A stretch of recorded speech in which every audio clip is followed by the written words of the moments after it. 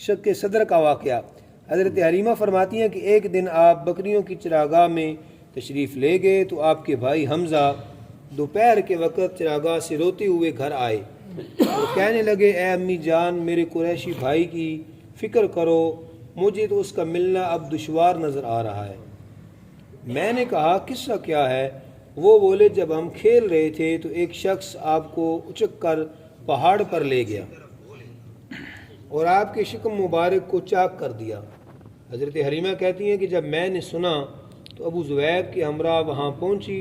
ہم نے آپ کو پہاڑ پر آسمان کی طرف چہرہ کیے ہوئے دیکھا۔ میں نے اس کے قریب ہو کر اسے بوسہ دیا اور کہا، اے میری جان، کیسے ہو اور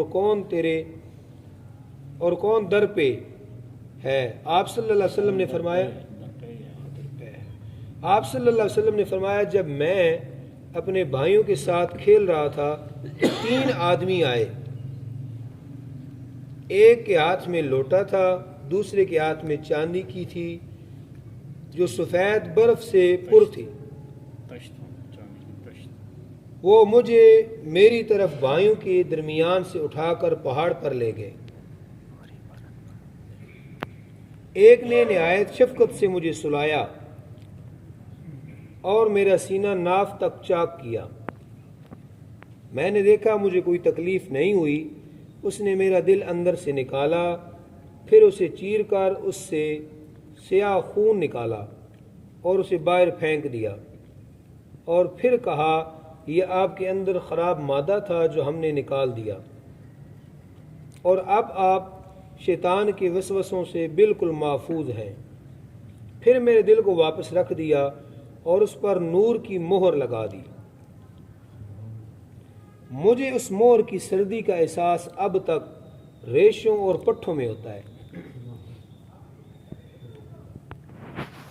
تیسرا آدمی اٹھا اور پہلے دونوں سے کہنے لگا، آپ چلے جائیں کیونکہ تم نے اپنا کام کر لیا ہے۔ پھر وہ میرے قریب آیا اور میرے سینے کے شگاف پر ہاتھ رکھا جس سے زخم مل گیا۔ پھر ان سے 2 آدمی آپس میں کہنے لگے کہ آپ کو اور آپ کی امت کے 10 افراد کو مرتبہ اعلیٰ دو۔ میں نے کہا، میں تو اور بھی لوں گا۔ پھر اس نے کہا، اچھا، آپ کی امت کے 100 افراد کو اعلیٰ مرتبہ سے نواز دو۔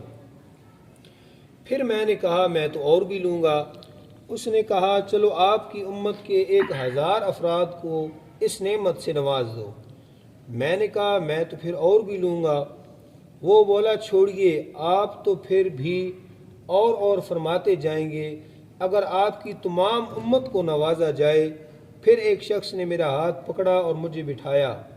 بعد ازاں تینوں نے میرے سر اور پیشانی کو بوسہ دیا اور کہا، اے حبیب خدا، آپ خائف و ترساں نہ ہوں، آپ کو معلوم ہو جائے گا کہ بارگاہ رب العزت سے آپ کو کیا کیا سعادتیں اور کرامتیں عطا ہونے والی ہیں۔